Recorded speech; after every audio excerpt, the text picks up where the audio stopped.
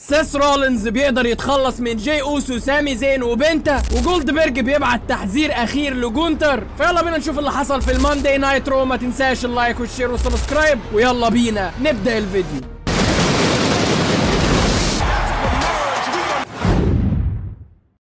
الافتتاحية جات مع الفريكن بطل الشنطة وصاحب النظرة الأفضل للمستقبل، اللي دخل مع بول هيمن، برون بريكر وبرونسون ريد. وسيس أول ما دخل للرينج على طول كده وبيطلب الميكروفون كالعادة من بول هيمن، ولكن برون بريكر بيقاطعهم وبياخد هو الميكروفون. في حاجة كده من ذهول من سيس رولينز وبرونسون ريد وبول هيمن، ازاي برون بريكر قدر يقاطع سيس رولينز؟ علشان برون بريكر يبدأ يقول ان من وجهة نظر سيس وبول هيمن ان انا هبقى واجهة الاتحاد في الفترة الجاية، بس انا من وجهة نظري انا عايز الدبليو دبليو اي ديت بدون سامي زين. انا معرفش ليه الجمهور بيشجع شخص شبه السمكة الميتة. سامي زين عنده تاريخ انتهاء، والنهاردة هتبقى نهايته قدامي، وانتم هتشهدوا على اللي هيحصل كويس. علشان يستمر الذهول على وش سيس ووش بول هيمن في لقطة غريبة جدا وحلوة من برون بريكر، الصراحة عجبتني قوي. علشان بعدها سيس رولينز ياخد الميكروفون، بس بيديه البيج برونسون ريد، يقول له برون بريكر اتكلم كمان، انت كمان اتكلم، انا ماليش لازمة بقى النهارده. وبرونسون ريد بيقول انا عملت 6 تسونامي لسيس رولينز، وده كان سبب مميز قوي ان اكون تحت انظاره وانضم له علشان اخد الاحترام اللي انا استحقه. والليلة ديت انا هعمل تسونامي كتير جدا لجي اوسو، لان جي اوسو النهارده هيغرق في بحر كتير جدا من التسونامي الخاص بيا. استاذ برونسون ريد ادانا سبب انضمامه لسيس رولينز ان هو عمل له 6 تسونامي، وده كان السبب ان هو ينضم له علشان ياخد الاحترام اللي هو يستحق. يا سلام، عبره. وسيس رولينز بيجي بالضرب، اديله تسونامي وانضم ليه. ما علينا، احنا خلاص بقينا متقبلين الامر وجود برونسون ريد بفريق سيس رولينز بغض النظر عن ايا كان السبب، ايا كان هي مش فارقه معانا. وبول هيمن بقى بدا يتكلم وبيقول كل الاحترام لجي اوسو صديقي القديم، ولكن الحقيقه رومان رينز ما عندوش القدره انه يجي يواجهنا ويساعد افراد البلاد لاين اللي هم بيتدمروا. الله عليك يا عم بول هيمن وعلى التلميحه الحلوه اللي هتخلينا ناكد عوده رومان رينز في ساتردي نايتس مين ايفنت. انا من اللحظه ديت باكد لك ان اللي سيس هيعمله النهارده سواء في سامي، في بنتا، في جي اوسو، كل ده تمهيد لعوده رومان رينز في ساتردي نايتس مين ايفنت، وبالذات الجمله اللي قالها بول هيمن. علشان سيس بعد الكلام اللي اتقال ده كله بدا يقول كل الكلام اللي قاله اصدقائي كويس، بس انا عايز اقول لكم حاجه واحده بس. ويلكم تو ماندي نايت رولينز. يلا بقى نبدا العرض بقى. انا اعتقد ان اصحابي قالوا الكلام اللي انا عايز اقوله، سواء بريكر، برونسون ريد، او الوايز مان بول هيمن. وبينتهي السيجمنت والفقره الافتتاحيه على كده. وبصراحه اللي عجبني في الفقره ديت نقطتين ايجابيتين زي ما احنا شايفين، ان برونسون ريد وبرون بريكر بداوا يتكلموا على المايك. احنا دايما متعودين ان سيس وبول هيمن هم اللي محتكرين المايك ودايما هم اللي بيتكلموا. نفس برضه في فتره البلاد لاين كان رومان رينز وبول هيمن محتكرينها لمده طويله جدا هم اللي بيتكلموا، وفين وفين على ما جي اوسو وسامي زين بداوا يتكلموا على المايك معاهم. اللي عجبني النهارده ان دي حاجه كويسه جدا هتدي خبره لبرون بريكر وبرونسون ريد ان هم يطوروا من نفسهم على المايك اكتر واكتر، بحيث برضو ان هم موجودين مع اكتر اتنين مفضلين ليا على المايك حاليا سواء سيس او بول هيمن. فبصراحه انا شايف دول حاجه حلوه جدا ان هم ادوهم الفرصه ان يقدروا يعبروا على اللي جواهم ويقدروا يخرجوا الموهبه المدفونه اللي جواهم على المايك واحده واحده. وبرون بريكر النهارده كان فظيع على المايك، وبصراحه يستاهل جدا 10 من 10 كبدايه كويسه له انه يبدا يتكلم على المايك واحده واحده. بس افتتاحيه كويسه لعرض الرو، افتتاحيه انا اقيمها ب4.5 من 5. ونشوف اللي بعده.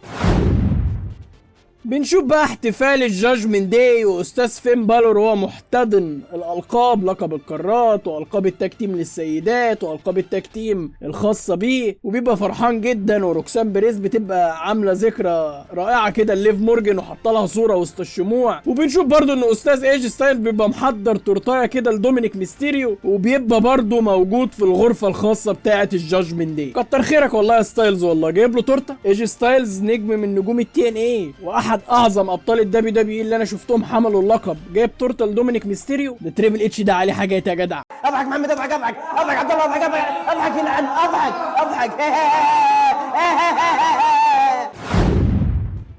ونبدأ معانا بأول مباريات العرض، سامي زين ضد برون بريكر. وأثناء دخول سامي زين كده كيريان كروس بيهاجمه مرة تانية ويلعب على الإصابة اللي عند سامي زين، اللي برضه كيريان كروس تسبب له ليها الأسبوع اللي فات، علشان أستاذ سامي زين يخش خلصان خالص لبرون بريك. وبعد ما دخل برون بريكر فضل يهين في سامي زين طول المباراه، وفضل يقول له ما حدش بيعمل في نفسه كده يا سامي، وكأن برون بريكر بيحاول يوصل له نفس الرساله بتاعه كيريان كروس، اللي هو قول الحقيقه بقى، انت كذاب ومجرد متنكر في شخصيه ملاك. وفي النهايه يا استاذ برون بريكر عمل له سبير داخل الحلبه وسبير خارج الحلبه ودمره تدمير كامل، وسبير اخيره ثالثه من برون بريكر علشان سامي زين يخلص ويتم الهزيمه له امام برون بريكر. وطبعا من كتر السبير دي على الاصابه اللي عنده سامي زين خلاص تقريبا كده اتصاب بشكل رسمي على طول. بس طبعا احنا عارفين ان الاصابه ديت اصابه سيناريوهات الدبليو دبليو بتلعب عليها مش اكتر، علشان العداوه تستمر ما بين كيريان كروس وسامي زين لاطول فتره ممكنه. وانا بصراحه ان كان عليا انا عايز سامي زين ما اشوفوش بالشخصيه اللي هو بيقدمها دي خالص، انا مش شايفها شخصيه خالص، شايف شخصيه سامي زي شخصيه جي اوسو كده، ما بينزلوليش من زوري والله. سامي زين عنده موهبه كافيه انه يقدر يخرج موهبه جباره منه على المايك، غير انه اداؤه كويس على الحلبه. لو اتحول لشخصيه كويسه بعيده عن شخصيه الاحترام والجدعنه اللي هو متقمصها ديت هتبقى افضل بكتير عليه. انا بصراحه عجبني اللي حصل، عجبني الاهانه اللي سامي زين حصلت له دي النهارده، ممكن تفيده جدا في المستقبل لو استمرت عداوته ضد كيريان كروس. برون بريكر انا عمري ما شفت برون بريكر ضد سامي زين بيخسر غير ماتش واحد بس، اللي كان في ماني ان ذا بانك في عام 2024 لما سامي زين كسب احتفظ باللقب الكرات. بس عجبني اللي حصل، فانا تقييمي المباراه برون بريكر وسامي زين النهارده تستاهل 4 من 5. ويلا بينا نشوف اللي بقى.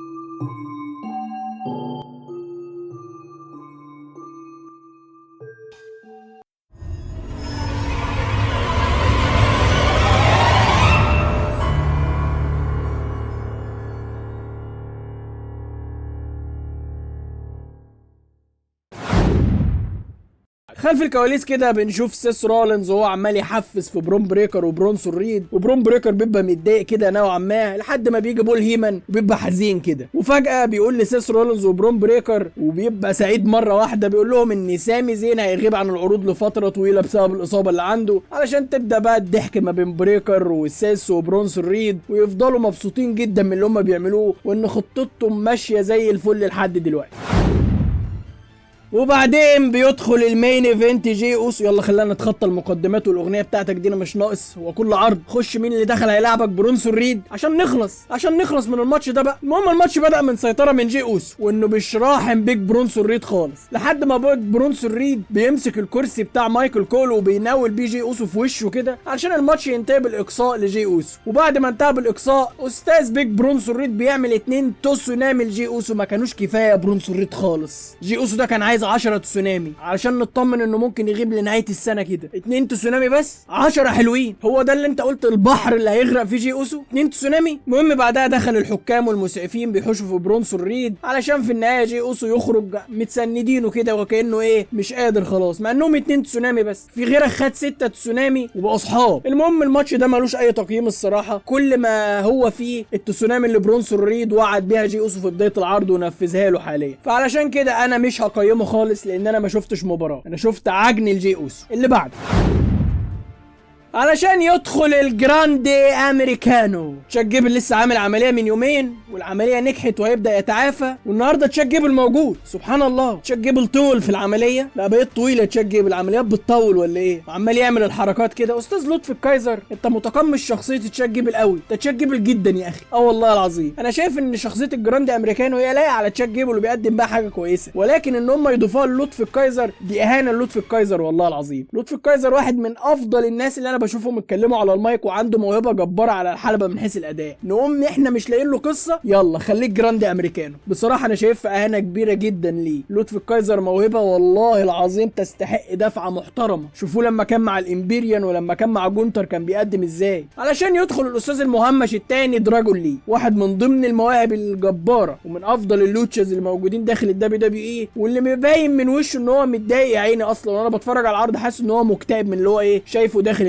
الاتحاد ده، علشان بصراحه نشوف مباراه كويسه بدات بسيطره من الجراندي امريكانو استاذ لوتفي كايزر، وبعدين السيطره انتقلت للاستاذ دراجون لي، والماتش كان ماشي كويس جدا وكان في تناغم جبار جدا ما بين الاثنين، لحد ما استاذ الجراندي امريكانو بيستخدم نفس الحديده اللي بيحطوها تحت القناع، القطعه الحديديه ديت، وبيقدر يضرب بيها دراجون لي وبعدها بيثبته وبيفوز بالمباراه. انا الصراحه عجبني الماتش من حيث الاداء، ولكن انا مش عاجبني فكره الجراندي امريكانو بشخصيه لوتفي الكايزر دي. هو ممكن لها حلين اتنين، يا اما لوتفي الكايزر بيعمل ده كله من ورا تشاد جيبل علشان في النهايه يحصل على الاهتمام والدفعه المطلوبه، يا اما هو بيعمل ده باوامر واتفاق مع تشاد جيبل. هي مش هتطلع بره الحاجتين دول، واتمنى انه يكون بيعمل ده ضد تشاد جيبل مش متفق معاه، وده هتفيد جدا القصه، وممكن نشوف ماتش الجراندي امريكانو ضد الجراندي امريكانو واللي يخسر يخلع المصر. هتبقى حلوه جدا وفكره ممتازه قوي قوي قوي كمان. المهم تقييم المباراه من حيث الاداء فهي الصراحه تستاهل 4.5 من 5، ويلا بينا نشوف اللي بعده.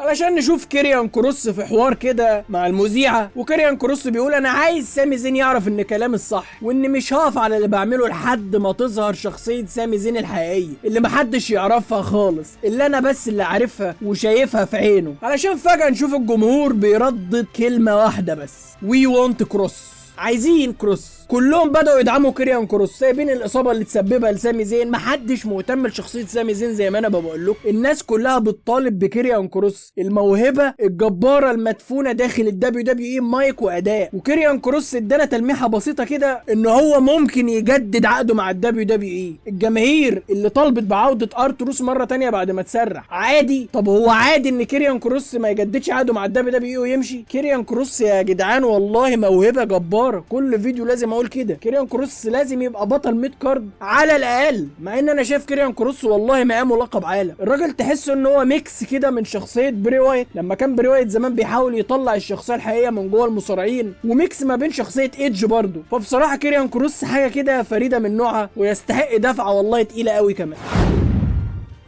علشان يدخل جنرال الحلبة وبطل العالم جونتر علشان يقول شوية كلام كده عن جولدبرج. وجونتر دخل وقال ان يوم السبت الجاي وفي الحدث الرئيسي انا هقوم بالدفاع عن لقبي ضد بيل جولدبرج. وخلال الاسبوعين اللي فاتوا انا كنت دايما بتكلم عنه بشكل سيء وعمره ما طلع ورد عليا، وانا عايز اقول لكم ان هو مش عايز يرد عليا علشان خايف مني. علشان فجأة نسمع صوت عربية واستاذ جولدبرج داخل بالعربية بتاعته، لا رايقة الصراحة العربية، طرش يا جدو جامد، تروح انت تشقط بها بنات دي من قدام الجامعه، ما انا عارف بدقنك الرز دي. وبعد ما دخل استاذ بيل جولدبرج يعني حتى ما حاولش يجيب الميكروفون يرد بيه على جونتر. جونتر حب يتكلم على المايك ولكن جولدبرج وقع المايك وقال له لو راجل انزل وطي وحط المايك، اوعى توطي قدام جولدبرج اوعى، علشان جونتر يحاول يهاجم جولدبرج ولكن جولدبرج بيصدها وبيهاجم جونتر وبيبقى عايز يعمل له سبير كده، ولكن جونتر بيهرب وبيسيب الحلبة. تخيل واحد عنده 58 سنه او اكتر او اقل الله اعلم بيهين موهبه شابه صاعده على الحلبة. ما بالك اللي هيحصل في عرض ساتردي نايتس مين ايفنت في موطن جولدبرج. انا ابتديت اقلق وابتديت يجي لي فلاش باك لماتش ضد كيفن اونز في فاست لين وماتش ضد بري وايت في سوبر شو داون اللي اتلعب في السعوديه، وشكله جونتر هيكون هو الضحيه الثالث، والسيجمنت والفقره بتاعتهم انتهت على كده، مفيش اي حاجه حصلت. يعني جولدبرج حتى ما مسكش المايك بعدها وقال له كلمتين بعد ما جونتر هرب. يعني انا مستنيك تظهر بقالي اسبوعين علشان في النهايه تضربوا الضربه التافهه ديت ونشوف الاهانه المستمره لجونتر دي وخلاص. بس انا برضو عندي تحليل تاني ان من اهانات جونتر المستمره في العروض الاسبوعيه دي اللي هم مرتين اتنين بس، تلميح ان ممكن جونتر يحافظ على لقبه في العرض الجاي. بصراحه مش عايز اكدب عليكم انا متحمس للماتش ده قوي، والله العظيم متحمس ليه مش عارف ليه. هو بالنسبه لي ماتش احلام على قد ما هو ماتش اوهام، بمعنى ان انا كان نفسي في يوم من الايام اشوف جونتر ضد بروك ليزنر، ولما شفت جونتر ضد جولدبرج حسيت بنفس الشعور كده بتاعه مباراته ضد بروك ليزنر اللي مش هتحصل خالص. فنسبه حماسي ليا عاليه قوي الماتش ده، بس للاسف هو هيتلعب في عرض ساتردي نايتس مين ايفنت اللي مليان اعلانات خالص. السيجمنت ده يعني لو تقييمي ليه فهو يستاهل 3 من 5، ما يستاهلش اكتر من كده بصراحه. اللي بعد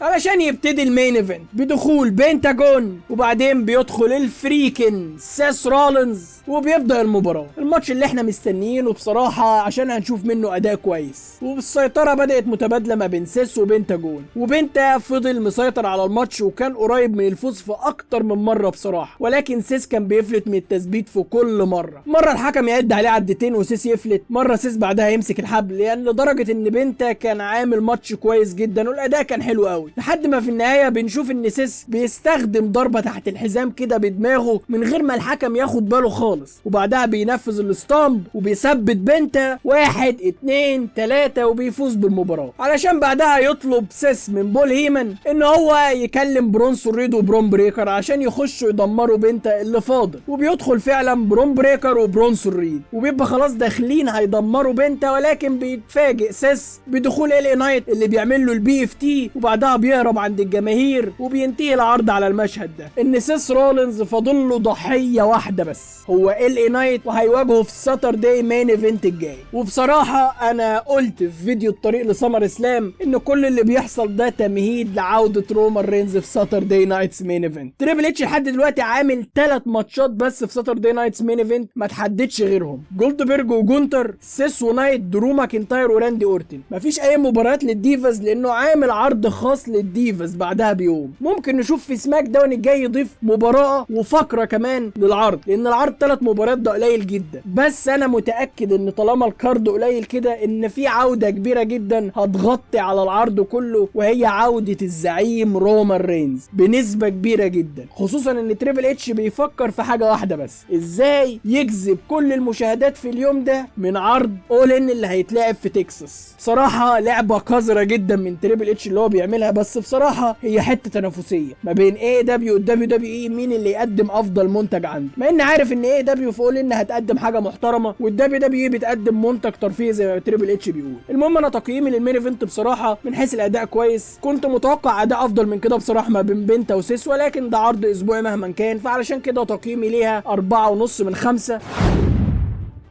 اما بالنسبه لتقييم عرض الرو النهارده فبصراحه العرض الرو النهارده كان فاضي خالص، يدوبك سيس هو اللي مسيطر على كل الاحداث، فقره جونتر وجولدبرج ما كانتش قد كده، فعلشان كده انا تقييم العرض الرو النهارده ككل يستاهل 7 من 10. وبس كده يا احلى شباب في الدنيا، ما تنساش تتابعونا على صفحه الفيسبوك بنقرب على 26000 فولورز، وتتابعنا على حسابات الشخصيه الفيسبوك والتيك توك والانستجرام. كان معاكم مصطفى محمد، واحلى سلام.